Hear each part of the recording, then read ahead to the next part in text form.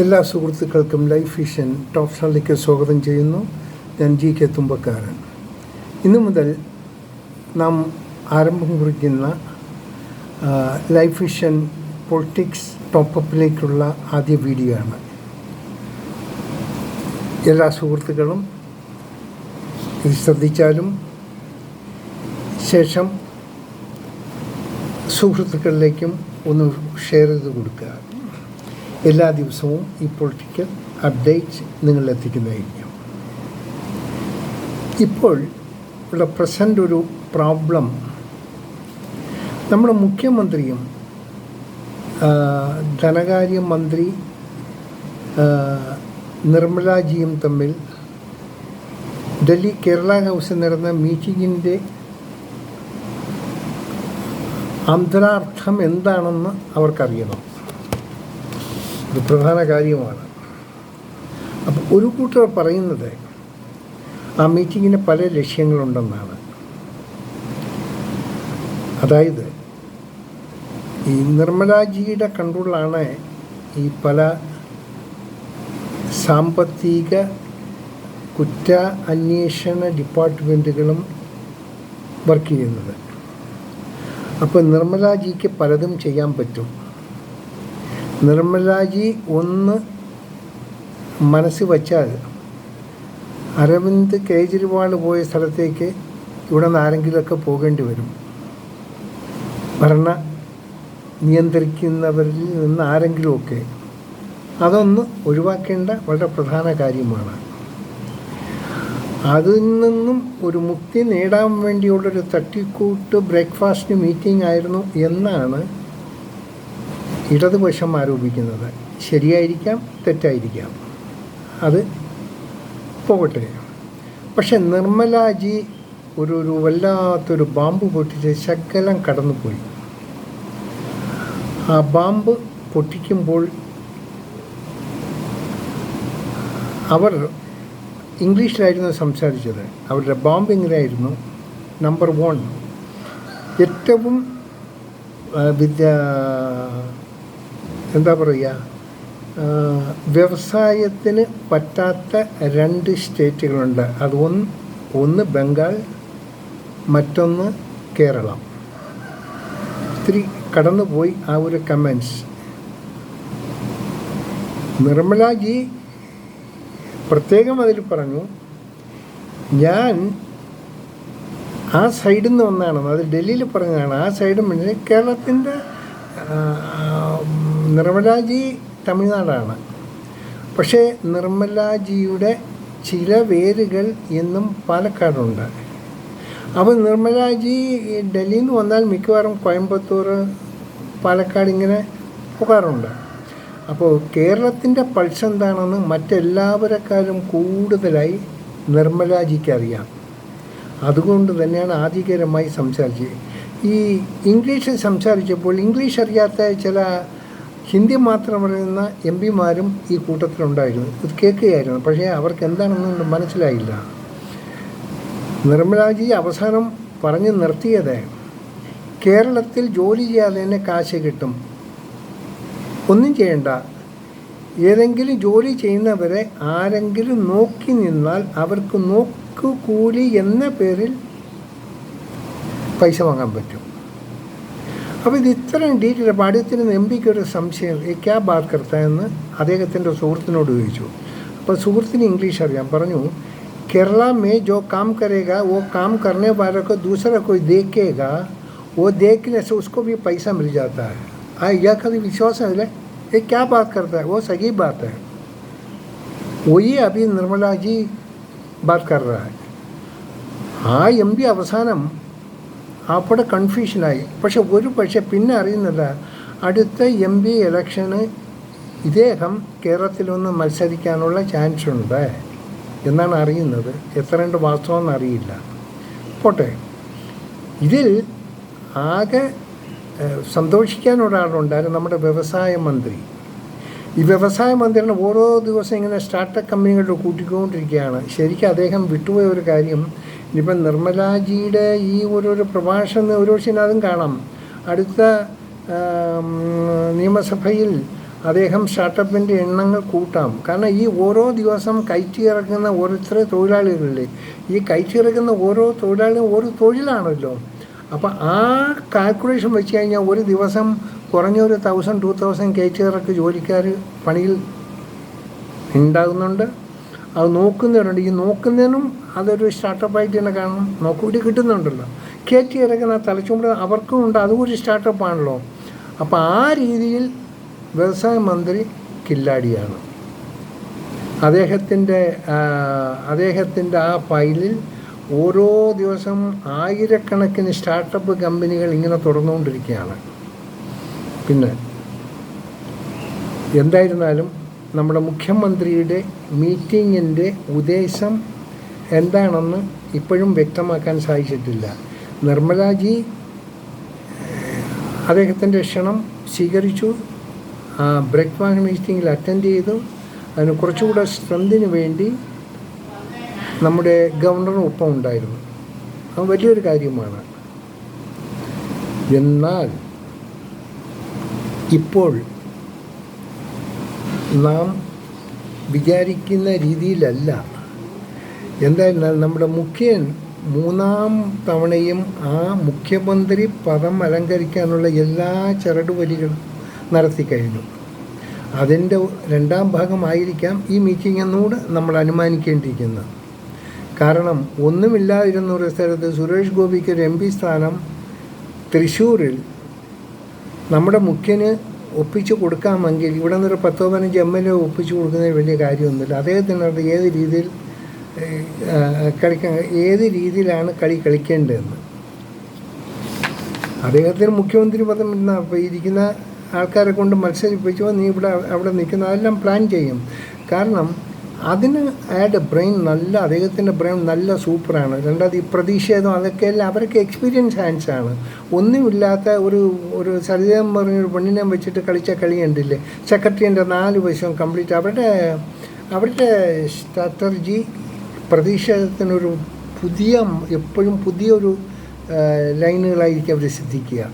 അന്ന് തന്നെ ഈ മന്ത്രിമാരെയും ഈ അവിടെയുള്ള മന്ത്രി സഭയിലുള്ള പലരും മന്ത്രിസഭയിൽ ആ മന്ദിരത്തിൽ കയറാൻ വയ്യാത്ത രീതിയിൽ അവർ സമരക്കാർ വളഞ്ഞു ചെയ്തിട്ട് അവർ ഒറ്റ കളി കളിച്ചാൽ കംപ്ലീറ്റ് മലമൂത്ര വിസർജനം സെക്രട്ടറിൻ്റെ 4 വശം അങ്ങോട്ടാക്കി കഴിഞ്ഞു. മനുഷ്യന് നടക്കാൻ പറ്റിയില്ല. സ്മെല്ല് ഇതെല്ലാം കൂടെ. അതാണ് അവരുടെ സമര മുറയുടെ ഒരു ഭാഗം. ഇങ്ങനെ പല മുറയും കാണിക്കാൻ പറ്റി. ഇനി അടുത്ത മുറകൾ നമുക്ക് കാണാൻ പറ്റും. ഒരു പക്ഷേ ഇപ്പോഴത്തെ 3ാം തവണ ഇപ്പോഴത്തെ മുഖ്യന് വരാൻ സാധിച്ചില്ലെങ്കിൽ അടുത്ത തവണ അവർ സമരം തുടങ്ങും. എല്ലാം കുറിച്ച് ഇനി തുടങ്ങാൻ പോണത് സെപ്റ്റി ടാങ്കിൽ കംപ്ലീറ്റ് ഉള്ള വേസ്റ്റ് എല്ലാം കൂടെ ടാങ്കർ ലോഡ് ചെയ്ത് അതുകൊണ്ട് കംപ്ലീറ്റ് സെക്രട്ടേറിയറ്റ് മൊത്തം അവർ സ്പ്രേ ചെയ്യും. അത് യാതൊരു ഡൗട്ടും ഇല്ല. അപ്പം അങ്ങനെയുള്ള പല ടെക്നിക്സ് പരിപാടിയും ഇവരുടെ കയ്യിലുണ്ട്. അത് ഇറക്കും.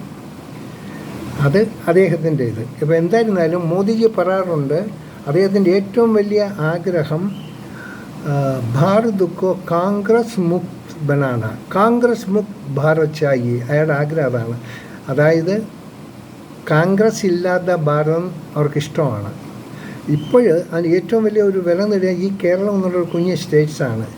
ഈ കേരളവും ഒരു ഭാരത് മുക്ത് കർണേക്കാഹ അതായിരിക്കും ഇപ്പോൾ അദ്ദേഹം ഒരു പക്ഷേ അതിൻ്റെ ഇതായിരിക്കുമോ. ഇപ്പോൾ ആ ഒരു അസൈൻമെൻറ്റ് കൊടുത്തിരിക്കുന്ന നിർമ്മലാജിക്ക് ആയിരിക്കാൻ സാധ്യതയുണ്ട്. തള്ളിക്കളയാൻ പറ്റില്ല. അപ്പോൾ നമ്മുടെ മുഖ്യമന്ത്രിക്ക് ഇതൊക്കെ അറിയാം, മോദിജിയുടെ മൈൻഡ് എന്താണെന്ന്. അതിനനുസരിച്ചൊന്ന് പ്രവർത്തിക്കുന്നതിന് കുഴപ്പമൊന്നുമില്ല. അങ്ങനെ അദ്ദേഹത്തിന് 3ാം സ്ഥാനം കിട്ടാൻ മാക്സിമം അങ്ങനെ പണി ചെയ്യും. അതിന് എല്ലാ സാഹചര്യവും ഇപ്പോൾ ഒന്നിരിക്കണം. കാരണം ഇപ്പോഴും 4ഓ 5ഓ മുഖ്യമന്ത്രി ആകണമെന്ന് വേഷം കെട്ടി ആൾക്കാർ ഇവിടെ ഉണ്ട് കോൺഗ്രസിൻ്റെ.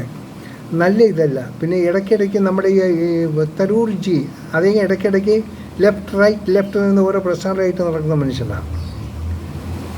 അപ്പോൾ അത് ഏത് ഭാഗത്ത് ചായുമെന്ന് അറിയാൻ പറ്റിയില്ല. പിന്നെ കേൾക്കുന്നു സുധീരൻ ജിയെയും നമ്മുടെ AK ആൻ്റണി ഇവർ രണ്ടുപേരിൽ ആരെങ്കിലും ഒരാളെ മന്ത്രിയാക്കിയാൽ വലിയ കുഴപ്പം. ആരും ഒന്നും അണികളൊന്നും കുഴപ്പം ചെയ്യരുത്. ഇവർക്കൊന്നും എ കെ ആൻ്റണിക്ക് അദ്ദേഹത്തിനാണെങ്കിൽ കുറച്ച് ക്ഷീണമൊക്കെ ഉണ്ട്. പക്ഷെ അദ്ദേഹം വന്ന് ആദ്യം ചെയ്യാൻ പോകണം എന്തായിരിക്കും, ഇപ്പോഴത്തെ നല്ല സമയം, അതായത് ഈ മന്ത്രിമാർ 4 പേരോ 5 പേരോ മുഖ്യമന്ത്രി തന്നെ മത്സരിക്കുന്നത് പോലെ അദ്ദേഹം വന്നാൽ ഇപ്പോൾ പറ്റിയൊരു ഇവിടെ ഈ ലഹരിയും മദ്യവും കൊണ്ട് ആഹപ്പാട് ആൾക്കാർ വീർപ്പുമുട്ടിയാണ്. അതിനെ ആദ്യം അടച്ചു പൂട്ടും. അടച്ചു പൂട്ടിക്കഴിഞ്ഞാൽ അദ്ദേഹം പറയും അങ്ങനെ പുള്ളി പണ്ട് ഇതുപോലെ അടച്ചു മുട്ടിയെന്ന മന്ത്രിസഭ എല്ലാം കൂടെ മൂട്ടിപ്പോയി. അതുപോലെ ഇദ്ദേഹം അത് തന്നെയാണ്. ഇപ്പോൾ സുധീരൻ അവരുകൾ വന്നാൽ ഇതൊക്കെ തന്നെയായിരിക്കും ചെയ്യുക. കഷ്ടപ്പെട്ട് ജയിച്ച് വരുന്ന ഈ അടപ്പ് ഈ എല്ലാം കൂടെ അടച്ചു പൂട്ടുമ്പോൾ ബാറുകാർ വെറുതെ ഇരിക്കില്ല. അവർക്ക് ഇവർ വരുമ്പോഴേ അവരിനുള്ള ഫണ്ടൊക്കെ വേറെ മാറ്റി വെച്ചോളും. മന്ത്രിസഭ കൂടുതൽ നാൾ നിൽക്കില്ല. ഇപ്പോൾ കോൺഗ്രസ്സുകാരൊന്ന് ശ്രദ്ധിക്കണേ, നിങ്ങൾ കളിക്കുന്ന കളി കറക്റ്റായില്ലെങ്കിൽ കളിയെല്ലാം ആസ്ഥാനത്താകും. അതുകൊണ്ട് ശ്രദ്ധിക്കുക. ഭരണപക്ഷവും പ്രതിപക്ഷവും ആരാണ് അറിഞ്ഞ് കളിക്കുന്നോ അവർ ജയിക്കും, തീർച്ച. സോ ഞാൻ വീണ്ടും പറയുന്നു, നമ്മുടെ മുഖ്യമന്ത്രി ഏത് രീതിയിലെങ്കിലും 3ാം തവണയും കസേര ഉറപ്പിക്കാൻ പല കളികളും നടത്തിക്കൊണ്ടിരിക്കും. കോൺഗ്രസ് ഭരണം പിടിക്കാൻ അവരും പല കളികൾ നടത്തും. ബുദ്ധി ഉപയോഗിച്ചാൽ ആരാണ് ബുദ്ധിമാനാണോ അവർ വിൻ ചെയ്യും, യാതൊരു കുഴപ്പമില്ല. അപ്പോൾ ഈ ഇടയ്ക്ക് ഒരു കാര്യം പറയാൻ വിട്ടുപോയത് ഈ ആശാമാരുടെ സമരത്തെക്കുറിച്ചാണ്. ഇന്നലെ ആരോഗ്യമന്ത്രി വന്നു ഒരുപാട് ദുഃഖം രേഖപ്പെടുത്തി, നിങ്ങൾ സമരം നിർത്തണം. അവസാനം ആരോഗ്യമന്ത്രിയെ കൂവി വിട്ടതായിട്ടാണ് അറിയുന്നത്. ഇപ്പോൾ ആരോഗ്യമന്ത്രി ഡൽഹിയിൽ എന്തോ ആവശ്യമായിട്ട് പോയിരിക്കുകയെന്നാണ് കേൾക്കുന്നത്. അപ്പോൾ ആശാമാർ ഇന്ന് മുതൽ നിരാഹാരം തുടങ്ങിയെന്നാണ്. അതും അങ്ങനെ നടക്കുന്നു. പിന്നെ മറ്റൊരു വശത്തെ ഏതോ നമ്മുടെ ഒരു മുഖ്യധാര ഓൺലൈൻ പ്ലാറ്റ്ഫോമിലുള്ള ഒരാൾ, നമ്മുടെ ഒരു ആദരിക്കുന്ന ഒരു നടൻ എന്തോ അസുഖമായി എന്തോ ക്യാൻസർ സിംറ്റംസ് വന്നെന്ന് അദ്ദേഹം വാർത്താക്കുറിപ്പ് ഇറക്കി. കഷ്ടകാലത്തിന് അത് കേട്ട് ഈ നടൻ്റെ അനുഭാവികൾ പ്രതിഷേധവുമായി ഇറങ്ങിയിരിക്കുകയാണ്. ഈ വാർത്ത കൊടുത്ത ചാനലിനെതിരെ വല്ലാത്തൊരു ബഹളത്തിലൂടെ ഇറങ്ങിയിരിക്കുകയാണ്. എനിക്കറിയില്ല എൻ്റെ ഉദ്ദേശം എന്താണെന്ന്. മനുഷ്യനാകുമ്പോൾ ആർക്കെങ്കിലും എന്തെങ്കിലുമൊക്കെ അസുഖം വന്നേക്കാം, അത് സ്വാഭാവികത. പിന്നെ ഒരു സെലിബ്രിറ്റി ആകുമ്പോൾ ആൾക്കാരത് കൂടുതൽ ശ്രദ്ധിക്കും. അപ്പോൾ ഇന്നലെ കേട്ടു മറ്റൊരു നടൻ ഈ അസുഖം ബാധിച്ചെന്ന് പറയുന്ന അദ്ദേഹത്തിൻ്റെ അസുഖം പെട്ടെന്ന് മാറാൻ ശബരിമലയിൽ പോയി ദർശനം നടത്തിയെന്ന്. നല്ല കാര്യമാണ്. ഇറ്റ് ഈസ്, നമുക്കതിന് തെറ്റ് പറയാൻ പറ്റില്ല. സിൻസിയർലി ഇപ്പോൾ അസുഖം വന്നു കഴിഞ്ഞാൽ നമ്മുടെ വീട്ടിലോ നമ്മുടെ സുഹൃത്തുക്കൾക്കോ നമ്മുടെ ബന്ധുജനങ്ങൾ ആർക്ക് എന്ത് അസുഖം വന്നാലും നമ്മൾ ഈശ്വരനോട് പ്രാർത്ഥിക്കും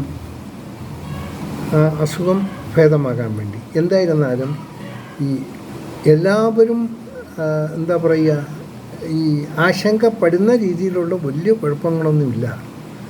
വേറെ എന്തോ ചെറിയൊരു അസുഖങ്ങളുണ്ട്, എന്തോ ക്യാൻസറിൻ്റെ സിംറ്റം ഉണ്ടെങ്കിൽ അതൊക്കെ എല്ലാം മാറിപ്പോകും. അത് വലിയ കുഴപ്പമില്ല. അതൊക്കെ എല്ലാം റെക്ടിഫൈ എന്നുള്ള എല്ലാ എക്യുപ്മെൻറ്റ്സ് എല്ലാ സംവിധാനവും ഇപ്പോൾ ഇന്ത്യയിലും ലോകത്തിൻ്റെ പല ഭാഗത്തും ഉണ്ട്.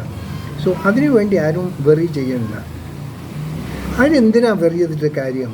അവരെ ഒന്ന് ഫ്രീ ആയിട്ട് വിട്ടേക്കുക, അദ്ദേഹം റെസ്റ്റ് എടുക്കട്ടെ. He will come back. നല്ല രീതിയിൽ അങ്ങനെ സുഖമായിട്ട് വന്ന് വീണ്ടും ഈ ലോകത്തിലേക്ക് ഷൂട്ടിങ്ങിലോട്ട് അങ്ങോട്ട് ജോയിൻ്റ് ആകും. നമ്മൾ കിടന്നതിൽ ടെൻഷൻ അടിക്കണ്ട. സോ എല്ലാവരോടും ഒന്ന് പറയാനുള്ളത്, നമ്മുടെ നാട് നല്ല രീതിയിലാകാൻ നല്ല ബുദ്ധിയും ശക്തിയും നമ്മുടെ ഭരണപക്ഷത്തിന് ഉണ്ടാക്കി കൊടുക്കുക. നമ്മൾ പേപ്പർ എടുക്കുമ്പോൾ കൊല അതിൻ്റെ ഒരു പരമ്പരകളാണ്. ഇതിനൊരു അവസാനം കണ്ടെത്താൻ ശ്രമിക്കാമല്ലോ. പിന്നെ ദൈവീയത ഭരണപക്ഷത്തോടും പ്രതിപക്ഷത്തോടും പറയണ്ടേ, ഈ ലഹരിക്ക് ഇപ്പോൾ വലിയ പിടുത്തം ഓടി നടന്ന ആൾക്കാർ പിടിക്കുകയാണ്. അത് കണ്ടിന്യൂ ആയിരിക്കണം. ഇതിനൊരു അവസാനം കാണണം, കാണിപ്പിച്ചിരിക്കണം. അതിന് പ്രതിപക്ഷവും ഭരണപക്ഷവും ഒന്നായി യോജിച്ച് തന്നെ ആ ഒരു കർമ്മ പരിപാടിയിലിടണം, മൊത്തം പബ്ലിക്കും. എല്ലാവർക്കും ഒരിക്കൽ കൂടി നാം ഈ കേരളത്തിലെ ജനതയ്ക്ക് പറയാനുള്ളത്, ഭരണപക്ഷവും പ്രതിപക്ഷവും സ്ട്രോങ്ങായിരിക്കണം. സമരമുറകൾ നല്ല രീതിയിൽ, പ്രതിഷേധമുറകൾ എങ്ങനെ വേണമെന്നുള്ളത് ആലോചിച്ച് മുമ്പോട്ട് പോകുക. കഴിയുന്നതും പ്രതിപക്ഷത്തിൻ്റെ ഈ മലമൂത്ര വിസർജന പരിപാടികളൊന്നും കാണിക്കരുത്. ബുദ്ധിമുട്ടുള്ള കാര്യം, അത് വേണ്ട. അത് ഇല്ലാതെ, അത് ഒഴിവാക്കി മറ്റെന്തെങ്കിലും സംവിധാനങ്ങളുണ്ടെങ്കിൽ അത് ഉപയോഗിക്കുക. ഓക്കെ, കാണാം വീണ്ടും പൊളിറ്റിക്സ് അപ്ഡേറ്റുമായി നാളത്തെ വീഡിയോയിലൂടെ. താങ്ക്സ്.